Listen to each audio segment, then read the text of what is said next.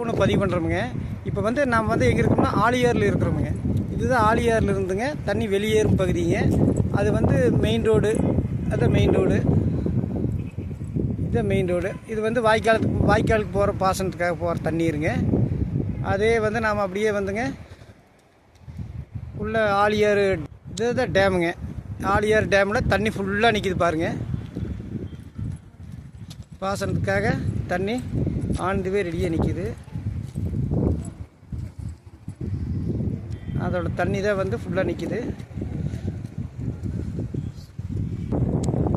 ஆழியார் அணையிலேருந்து தண்ணி வெளியே போகிற பகுதி வந்து அது இதுதான் போகுதுங்க.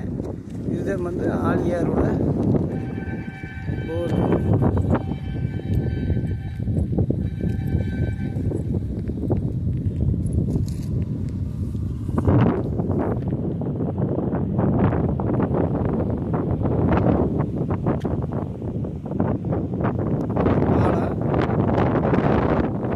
தண்ணி வந்து பாசனத்துக்காக போக